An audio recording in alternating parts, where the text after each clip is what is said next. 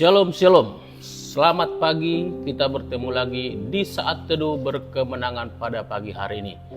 Kita bersyukur, kita berterima kasih kepada Tuhan karena Tuhan memberikan kita anugerahnya, keselamatan, kesehatan, kesempatan untuk kita terus bisa menjalani hidup kita seturut dengan kehendak Allah dan untuk kemuliaan Allah sendiri. Baik Bapak Ibu Saudaraku yang kasih dalam Tuhan, hari ini kita awali dengan berdoa dan merenungkan kebenaran firman Tuhan. Mari kita berdoa. Tuhan, terima kasih untuk kasih karunia Tuhan, anugerah Tuhan dalam hidup kami, khususnya untuk sepanjang malam yang bisa kami tiduri dengan nyenyak dan pagi ini kami bangun dengan tubuh yang sehat.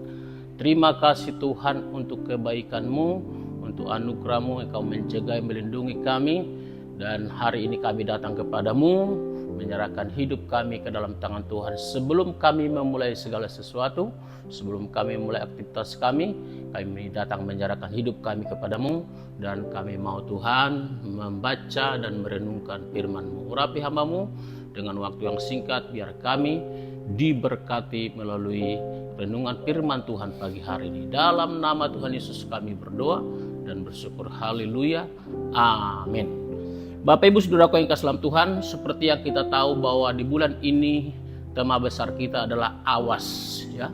Antisipasi, waspadai ajaran sesat. Kata awas sendiri berarti kita harus berhati-hati. Kata awas juga bisa berarti kita harus bertindak cepat. Contohnya orang naik motor terus masih belajar, dia mau jatuh, awas gitu kan. Atau mungkin lagi jalan, jalan-jalan ada jurang, lalu orang berkata awas jatuh, awas masuk ke jurang. Itu artinya kita harus bertindak cepat supaya kita terhindar dari kecelakaan dan bahaya bahkan yang mengancam nyawa kita. Nah, demikian juga dengan ajaran sesat, dengan pemberitaan-pemberitaan firman Tuhan. Kita harus awas, kita harus hati-hati, kita harus bertindak cepat kalau sekiranya kira-kira bisa mengancam nyawa kita atau keselamatan kita atau kebenaran yang ada dalam hidup kita. Nah, oleh karena itu pada pagi hari ini untuk lebih jelas kita akan merenungkan satu kebenaran firman Tuhan yang terambil dari 2 Korintus 11 ayat yang ketiga. Demikian kebenaran firman Tuhan. Tetapi aku takut kalau pikiran kamu disesatkan dari kesetiaan kamu yang sejati kepada Kristus, sama seperti Hawa diperdayakan oleh ular itu dengan kelicikannya.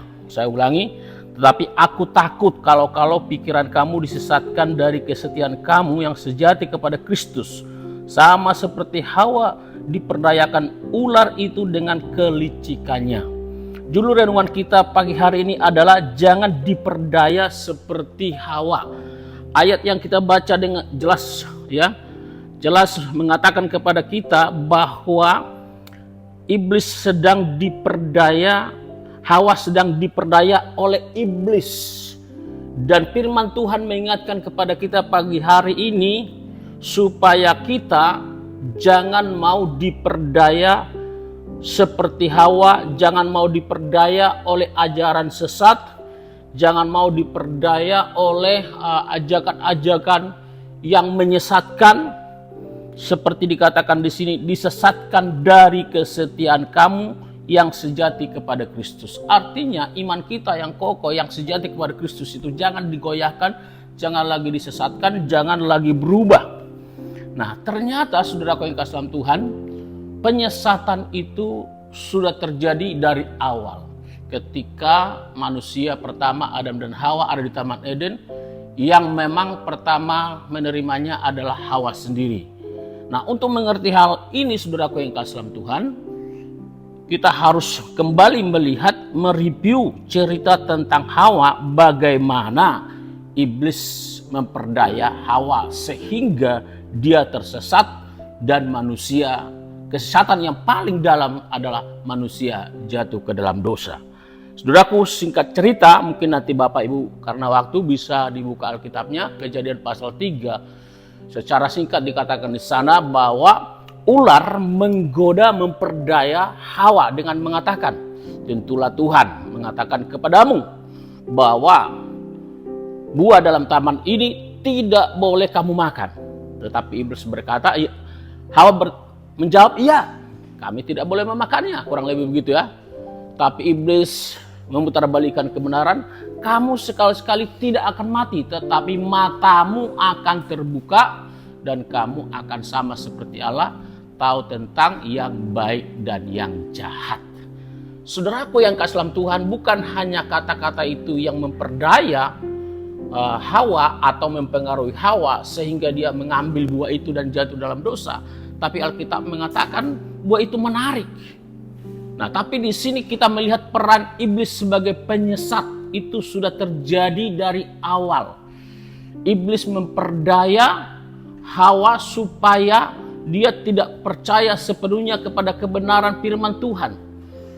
Firman Tuhan yang diputarbalikkan oleh iblis yang disampaikan kepada Hawa, Hawanya menerima dan dia tidak berdaya sama sekali.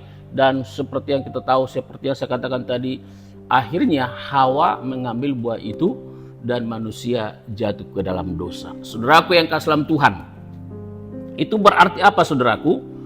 Iblis telah berhasil mempengaruhi, memperdaya pikiran daripada Hawa sendiri. Itu sebabnya dikatakan di sini, tetapi aku takut kalau pikiran kamu disesatkan dari kesetiaan kamu yang sejati kepada Kristus, sama seperti Hawa yang diperdayakan ular itu dengan kelicikannya. Saudaraku yang kasih dalam Tuhan, iblis dalam bentuk ular itu telah berhasil mempengaruhi pikiran daripada Hawa.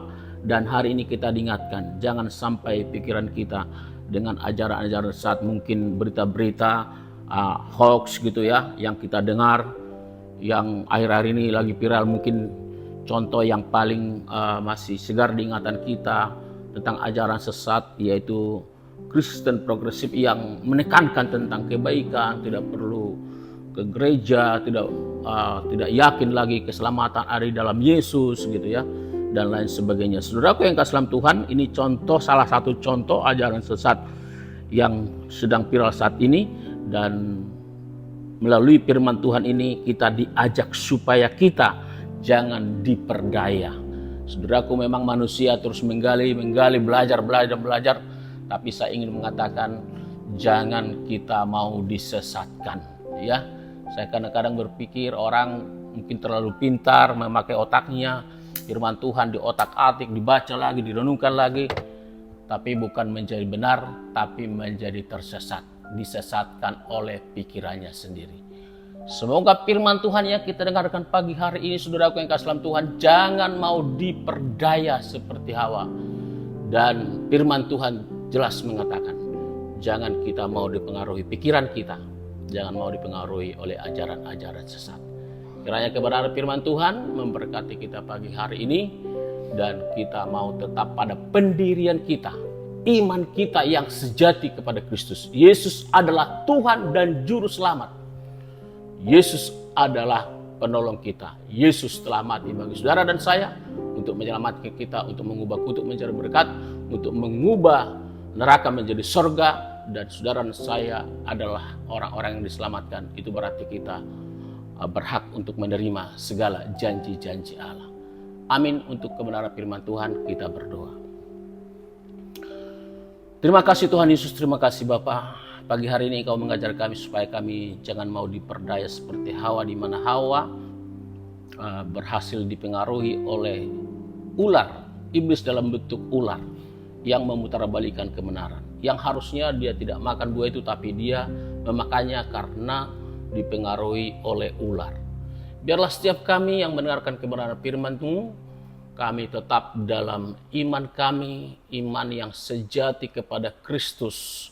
Kami tidak tergoyahkan, kami tidak terpengaruh oleh ajaran sesat atau mungkin ajakan-ajakan orang lain untuk kami menyimpang dari kebenaran firman Tuhan. Tolong kami Tuhan.